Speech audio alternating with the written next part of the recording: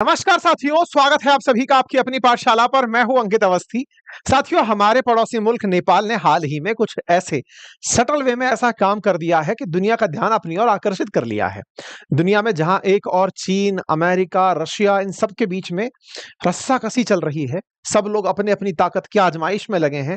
Bharat America के साथ, भारत रूस के साथ, भारत चीन के साथ नए रिश्तों के आयाम तलाश रहा है। ऐसे में हमारे पड़ोसी मुल्क नेपाल ने एक कारनामा कर दिया। कारनामा ये कि उसने 26 नेपाल की सोशल मीडिया साइट्स को बैन कर दिया। नेपाल में अमेरिका की तरफ से जो चल रही सोशल मीडिया साइट्स थी, ये कहना ज्यादा ठीक होगा, उन्हें बैन कर दिया। उसमें Facebook, LinkedIn, Twitter, YouTube, WhatsApp सब शामिल है। अब इतना बड़ा कदम अगर इसने उठा लिया, तो निश्चित ही ये तो अपने आप में एक बड़ा सवाल है। और आपके दिमाग में, मैं काफी दिन से देख रहा हूं, हमारे कमेंट बॉक्स के अंदर नीचे एक लाइन दिखाती है कि भारत का अपना सोशल मीडिया प्लेटफॉर्म होना चाहिए। आप लोगों ने जो बात उठाई वो ठीक है, लेकिन तो क्या भारत के अंदर भी ऐसा हो सकता है क्या कि भारत सरकार कभी एक दिन उठे और कहे कि तत्काल प्रभाव से अमेरिका की सारी कंपनियां भाग जाओ, यूट्यूब, फेसबुक सब बंद, आज से कुछ नहीं चलेगा, ट्विटर वगैरह सब बंद, आज से कुछ नहीं चलेगा? क्या ये संभव है? आज के सेशन में इस विषय पर चर्चा होगी, और उससे ज्यादा चर्चा इस विषय पर होगी, अचानक नेपाल को हुआ क्या है? इतना गुस्सा किस बात का है कि उसने सोशल मीडिया ही पूरी तरह से बैन कर दिया? मतलब ये तो एक तरह से वो खबर हुई जिसकी वजह से लगता है कि हमें पता ही नहीं था, और इतना नाराज था नेपाल। हेडलाइन बनकर आती है, नेपाल ने बैन कर दिया फेसबुक, ट्विटर, व्हाट्सएप, इंस्टा सबको। और 23 मतलब 26 से अधिक ऐसे ऐप थे जो इन्होंने उठाकर बंद कर दिए। हालांकि बंद करने के बाद आम जनता सड़कों पर है कि भाई साहब, ये बंद करके कहीं आप हमारी अभिव्यक्ति की आजादी को तो नहीं रोकना चाहते? आज आपको सही मायने में कारण बताएंगे कि असल मायने में नेपाल की सरकार चाह क्या रही है। ट्रंप क्या इस तरह से हो रहे नेपाल में विरोध को एड्रेस करेंगे? क्या वो इस बात को कंसीडर भी करेंगे कि कहीं इत्तू से देश के अंदर कुछ हमारे खिलाफ हुआ है, या फिर चलने देंगे? इंपॉर्टेंट है आज के सेशन में। साथ में यह बात भी जरूरी है कि कहीं नेपाल ने चीन के प्रभाव में आकर तो अमेरिका के साथ खेला नहीं कर दिया। और तो और, क्या भारत कभी ऐसा कर सकता है? सारे विषय आज के सेशन में डिस्कस होंगे। आप सभी को एक जरूरी जानकारी पहले से ही बता दूं, और वो ये है कि जो टीचर्स डे पर आया हुआ ऑफर अपनी पाठशाला एप्लीकेशन पर था, वो कल मध्य रात्रि तक उपलब्ध है। आप उसे एक्सेस कर सकते हैं, जिसमें अपनी पाठशाला पर मेरे कोर्सेज और उनके साथ मेरे हैंड रिटन किताबें आपको कॉम्प्लीमेंट्री दी जा रही हैं। आप उसे एक्सेस कर सकते हैं। साथ ही साथ बातें बाजार की एप्लीकेशन पर भी हमारे कोर्सेज में अराउंड 30% ऑफ दिया जा रहा है। आप उन्हें एक्सेस कर सकते हैं। मेरे प्यारे साथियों, नेपाल सरकार ने सोशल मीडिया प्लेटफॉर्म्स पर बैन लगाया। बैन लगाते ही नेपाल सरकार के द्वारा इन एप्लीकेशंस को नेपाल में डीएक्टिवेट करने का संदेश जारी कर दिया गया। तमाम एप्लीकेशंस हैं जिन्हें आप अगर देखें और पढ़ें तो शायद उनमें से आप कुछ को पहचानते भी होंगे, जैसे Facebook, Facebook Messenger, Instagram, YouTube, WhatsApp, Twitter, LinkedIn, Snapchat, Reddit, Pinterest, Signal, Thread, WeChat, Quora, Tumblr, ये बाहर बहुत सारे एप्लीकेशंस हैं। इन सबको इन्होंने आदेश जारी करके बैन कर दिया। कारण क्या हुआ? कारण भी जान लेते हैं। असल मायने में क्या हुआ, 2023 की बात है कि नेपाल के अंदर सोशल मीडिया को लेकर के रूल्स बनाए गए थे। किस कारण से? ताकि सोशल मीडिया को रेगुलेट किया जा सके। कैसे रेगुलेट किया जा सके? भारत में भी कुछ दिनों पहले आपने देखा होगा ना, भारत सरकार इंटरमीडियरीज के लिए कुछ कानून लेकर आई थी कि भाई इन प्लेटफॉर्म्स पर अगर कुछ डलता है तो कम से कम कंसर्न व्यक्ति तो बताओ कि किस व्यक्ति को पकड़ें। अच्छा, ये बात वास्तविकता भी है कि सोशल मीडिया पर कोई भी व्यक्ति किसी को कुछ भी कहे जा रहा है, ट्विटर है, फेसबुक है, इंस्टा है, यूट्यूब है, तो उनको रेगुलेट करने के लिए कोई तो व्यक्ति हो जो उस देश में बैठे या फिर उन क्षेत्रों में हो। ये बात नेपाल के अंदर उठने लगी। ये भारत में भी उठी थी और नेपाल में भी उठी थी।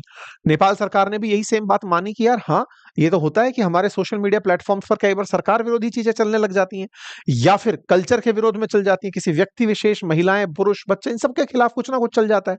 ऐसे में इसे रोकने के लिए क्या किया जाए? तो ऑब्वियस सी बात है, जैसे भारत के अंदर प्रावधान किया गया था कि आप एक लाइजन ऑफिसर बैठाइए ताकि वो रीच में रहे, हमने आईटी एक्ट्स बनाए थे।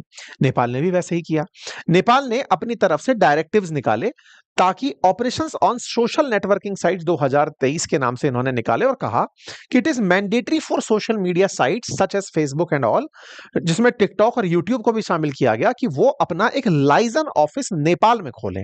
अर्थात उनका ऑफिस खुला हुआ हो, अगर कोई भी दिक्कत हो तो हम उस ऑफिस को आदेशित कर सकें कि भाई ये चीज डाल दो और ये चीज हटा दो। गवर्नमेंट ने इस बात को लेकर तब कहा था कि हम लोग हाल ही में जो लोगों की बहुत ज्यादा कंप्लेंट्स आ रही हैं कि ये कंपनीज अपना रिप्रेजेंटेटिव तो यहां बिठाती नहीं है और इनके प्लेटफॉर्म्स पर कुछ भी अंट शंट डल रहा होता है, सरकार इस स्थिति में खुद को हेल्पलेस पाती है। ऐसे में नेपाल सरकार ने कहते हुए टिकटॉक को बैन कर दिया था। अब आप पूछेंगे टिकटॉक तो चाइनीज एप्लीकेशन है। जी हाँ, तो इनको एक कौवा मार के टांकना था।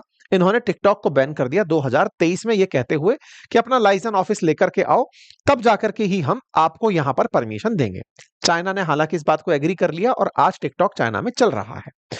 अभी के लिए क्या हुआ कि इस साल 2023 में सभी सोशल मीडिया साइट्स को फिर से याद दिलाया गया कि देखो, आपको पहले भी कहा था 2023 में, आप अपना लाइसेंस ऑफिस यहां लेकर आओ, यहां से सारा डेटा आप लोग विदेश ले जाते हो, कम से कम हमारे लोगों के लिए कोई आदमी तो बिठा दो कि हाँ, ये आदमी है जो हमारी सुनवाई करेगा। ऐसा कुछ भी नहीं है। कोई बात नहीं। नेपाल की सरकार सुप्रीम कोर्ट तक भी पहुंची और सुप्रीम कोर्ट ने भी इस बात के लिए आदेशित किया कि हाँ भाई, सोशल मीडिया वालों, आपको according to new digital law 2025 Nepal में रजिस्टर करने की आवश्यकता है।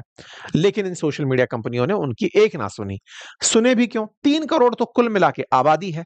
3 करोड़ की आबादी में नेपाल के अंदर उनको एक आदमी बिठाना शायद ज्यादा महंगा पड़ रहा होगा, क्योंकि 3 करोड़ की आबादी अगर पूरी तरह से भी अगर इंटरनेट पर आ जाए तो दैट इज 30 मिलियन। 30 मिलियन अगर फेसबुक भी है, व्हाट्सएप भी है, यूजर का बेस अगर यूट्यूब पर भी है, तो इनसे जो एडसेंस जनरेट हो, भारत जैसे देश में ही कुछ बिलियन डॉलर का इनको वो मिलता है, एडसेंस मिल करके आता है पर मंथ। ऐसे में इन्होंने नेपाल को कंसीडर ही नहीं किया कि ठीक है, तुम लोग करते रहो, हम नहीं सुन रहे। ऐसे में नेपाल सरकार और खिन्न हुई। उन्होंने इसी साल के अगस्त के महीने में इनसे 7 दिन का समय दिया। तो 7 दिन के अंदर अंदर अगर तुम लोगों ने अपना लाइसेंस ऑफिस यहां नहीं खड़ा किया तो हम तुम्हें बैन कर देंगे। भाई साहब, यही हुआ। 7 दिन बीते, यहाँ के संचार और प्रौद्योगिकी मंत्रालय ने सोशल मीडिया को लेकर के कहा था कि या तो मान जाना, नहीं तो बैन कर देंगे। बैन कर दिया गया साहब। और ऐसा ही हुआ और ऐसा करते हुए नेपाल सरकार ने आदेश कर दिया कि अब हम इनको बैन कर रहे हैं। केवल और केवल तभी ओपन हो सकते हैं जब ये अपना यहां पर ऑफिस बनाएंगे, अदरवाइज हम इनको ओपन नहीं करेंगे। तो लीजिए साहब, बैन हो गए सोशल मीडिया प्लेटफॉर्म्स।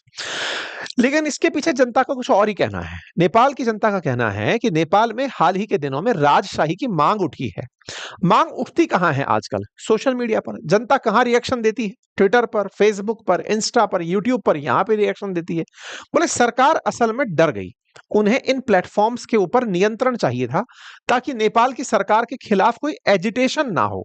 इसलिए बोले जैसा राजशाही के लिए अल्टीमेटम दिया गया था, बोले इन लोगों ने असल में यही खेला किया कि लोगों की वॉइस को दबा दो। इस बात को लेकर के यहाँ के जो सोशल मीडिया इन्फ्लुएंसर्स हैं, हालांकि अपनी बात को नहीं रख पा रहे हैं, लेकिन जैसे तैसे करके अखबारों के माध्यम से इनकी बातें बाहर निकल कर आई। ये बात तो सही है। आज मैं आप लोगों के साथ में हूं। हमारे देश की बहुत सारी एडटेक कंपनियां ऐसी हैं जो यूट्यूब के माध्यम से ही काम कर रही हैं। ऐसे बहुत सारे एप्लीकेशंस हैं जो कि आज हमारे देश में चल ही यूट्यूब की वजह से रहे हैं। ऐसे में अचानक अगर भारत सरकार भी इस तरह से विचार कर ले तो सोचो कितने का नुकसान हो जाएगा। हमारे देश में बहुत सारे स्टार्टअप तो रातों रात बंद हो जाएंगे। इसी तरह से नेपाल का बिजनेस भी प्रभावित तो हुआ, लेकिन नेपाल सरकार ने उससे ज्यादा जरूरी अपने देश में एक व्यक्ति को बिठाना माना। इस वजह से लोगों का एक गुस्सा फूट पड़ा। बोले साहब, ये आप फ्री स्पीच को दबाने का प्रयास कर रहे हैं। इस बात को लेकर के नेपाल के अंदर विरोध भी हो रहे हैं कि नेपाल सरकार लोगों की बातों से डर गई है। इस वजह से नेपाल में प्रोटेस्ट कॉल आउट किया गया कि 8 तारीख को अब नेपाल में प्रोटेस्ट होगा। जनता एकत्रित होगी और एकत्रित होकर सोशल मीडिया की पुनः बहाली के लिए और सरकार के विचारों को दबाने के, इन विचारों से निपटने के लिए प्रोटेस्ट करेगी। जनता का पूरी तरह से मत यह है कि आप अगर ऐसा करते हैं तो आप चाइना की तरह कम्युनिस्ट विचारधारा अपनाते हुए विचारों को दबाने का प्रयास करते हैं। ऐसे में लेकिन चाइना की तो चांदी हो गई। क्यों चांदी हो गई? क्योंकि नेपाल और चाइना के इन दिनों रिलेशंस काफी बढ़े हैं। ऐसे में चाइनीज ऐप टिकटॉक बढ़िया से नेपाल में चल भी रहा है, क्योंकि उसने तो अपना ऑफिस खोल लिया था। नेपाल के जो अभी प्रधानमंत्री हैं वो अभी शी जिनपिंग से मिलकर के एससीओ समिट में लौट कर आए हैं। ऐसे में उनकी मुलाकात होना यह दर्शाता है कि कहीं ना कहीं चाइनीज इन्फ्लुएंस तो इसके पीछे जिम्मेदार नहीं है, ताकि जिससे कि नेपाल ने अपने यहां पर इतने सारे ऐप बंद कर दिए हों। नेपाल ने टिकटॉक के ऊपर से तो बैन 2024 में हटा लिए थे, तो अब पूरी तरह से ट्रैफिक अगर चलेगा तो टिकटॉक पर चलेगा। तो ऐसे में एक बड़ा सवाल निकल कर आता है कि नेपाल ने कहीं चाइना के लिए तो ये सारा काम नहीं कर दिया है। हालांकि ये बहुत ज्यादा मतलब प्रिलिमिनरी थॉट होगी इस तरह से सोचना, क्योंकि नेपाल जिस चीज का डिमांड कर रहा है वो असल मायने में रेगुलेशन की है कि हम अपना एक लाइसेंस ऑफिसर बिठाना चाहते हैं। चाइना के प्रति डायरेक्ट इंक्लाइंड इस बात की वजह से कहना थोड़ी जल्दबाजी हो सकती है। खैर, यूएस और नेपाल इन दिनों थोड़े से अपने खराब संबंधों के दौर में चल रहे हैं। यूएस ने हाल ही में प्रोटेक्टर जो स्टेटस था, प्रोटेक्टेड स्टेटस, वो भी इनसे वापस लिया है। वीजा नियमों में थोड़ी सख्ती की है। असल मायने में नेपाल को दिक्कत क्या होगी इन सब चीजों के बैन होने से? एडवर्टाइजमेंट से पैसा ना मिले भले ही वो बात अलग है। नेपाल की जो जीडीपी है ना, उसका एक बड़ा हिस्सा रेमिटेंस के रूप में आता है। नेपाल के जो बहुत सारे बच्चे हैं वो बाहर पढ़ने रोजगार के लिए बाहर जाते हैं और वो वहां से कमा कमा के पैसा अपने देश में भेजते हैं। ऐसे में देश में भेजने के लिए जो कनेक्टिविटी है, चाहे वो फेसबुक के थ्रू, व्हाट्सएप के थ्रू, जहां से भी अपने परिवार से वो लोग कनेक्ट रहते हैं, वो कनेक्ट अचानक छूट जाएगा। इससे नेपाल को कहीं ना कहीं अपने ही लोगों से संपर्क भी करने में दिक्कत आ सकती है। फिलहाल के लिए तो नेपाल ने इस बात को जैसे तैसे उठा दिया है, लेकिन देखना होगा कि अमेरिका इस बात पर कोई इंटरफेरेंस क्रिएट करता है या नहीं करता है। यह आगे का विषय हो सकता है। लेकिन अब इससे बड़ा सवाल क्या है, हमारे देश के अंदर एक बड़ी मांग उठी कि जब अमेरिका ने भारत पर टैरिफ लगाया, तो क्या भारत भी इस तरह के जो अमेरिकी ऐप हैं, फेसबुक है, यूट्यूब है, इंस्टा है, ट्विटर है, इन पर बैन लगाने की हिम्मत कर सकता है? क्योंकि बदले की कार्रवाई तो यही होगी। ऐसा सवाल हम क्यों कह रहे हैं? क्योंकि मेटा यानी कि फेसबुक की कंपनी और यूट्यूब यानी गूगल भारत से बड़ा सारा पैसा कमाते हैं। जैसे मेटा ने भारत से $2.7 बिलियन पैसे कमाए एडवर्टाइजमेंट के माध्यम से, वहीं यूट्यूब की अगर हम बात करें तो उसने 14,300 करोड़ रुपए इंडिया से 2024 में कमाए। ऐसे में जब ये इतना पैसा हमारे यहां से कमाकर ले जाते हैं, और तो और ये तो ये कहते हैं कि हमने पिछले 3 सालों के अंदर भारत में बहुत सारा पैसा बांटा भी है इंडियन क्रिएटर्स को। ऐसे में अगर भारत सरकार इस तरह की कार्रवाई इन कंपनियों पर बदले की कार्रवाई के रूप में कर दे, तो क्या वाकई में भारत इस चीज के लिए तैयार है? तैयार होने के बारे में पता कैसे लगाओगे? पता लगाओगे कि क्या भारत के पास अपने कुछ ऐसे एप्लीकेशंस उपलब्ध हैं क्या? क्योंकि कहीं ना कहीं अमेरिका भारत के साथ जो आईटी का आउटसोर्स करता है, उस बारे में विचार कर रहा है। हमारे देश में कंपनियां अमेरिकी काम करती हैं, लेकिन अमेरिकी कंपनियों में जो लोग काम करते हैं वो भारतीय होते हैं। तो असल में एक डिपेंडेंसी है और इसके ऊपर अब फिलहाल सवाल जवाब चल रहे हैं। तो क्या भारत के पास अपने पास ऐसी कोई व्यवस्था है क्या कि कल को उनका एप्लीकेशन हम बैन कर दें तो बदले में हम अपने एप्लीकेशंस को प्रमोट कर दें? तो क्या हमारे पास एप्लीकेशंस हैं? हाँ, शेयर चैट, मौज, कू, चिंगारी, कुछ ऐसे एप्लीकेशंस हैं जो कि कोरोना काल के अंदर भारत के अंदर डेवलप हुए थे या फिर इस स्टार्टअप के युग में डेवलप हुए थे। उनका उद्देश्य था भारत का स्वदेशी सोशल मीडिया प्लेटफॉर्म होना। लेकिन हुआ क्या? भारत के अंदर सोशल मीडिया ऐप जैसे कि कू काफी ज्यादा अच्छे से ये उठना की शुरुआत किया था कोरोना में, 2024 में बंद हो गया।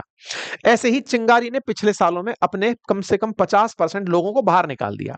यानी भारतीय सोशल मीडिया प्लेटफॉर्म्स सरवाइव ही नहीं कर पा रहे हैं। ऐसे ही शेयर चैट ने भी अपने 5% लोगों को निकाल दिया।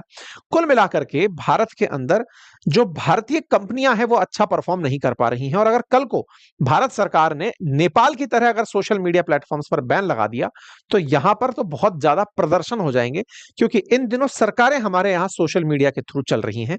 देखना होगा कि भारत सरकार क्या वाकई में डिजिटल सॉवरेनिटी के लिए कुछ कर पाती है? क्या भारत के लिए खुद का अपना कोई प्लेटफॉर्म बना पाती है? ये ऐसे समय में उठा सवाल है जब भारत में हाल ही में भारत का ही सर्च इंजन बनाने को लेकर के एक प्रतियोगिता रखी गई थी और उस प्रतियोगिता में प्रथम विजेता को बड़ा पुरस्कार भी दिया गया था। लेकिन बाद में पता चला कि जिसको पुरस्कार दिया गया वो फर्जी निकला।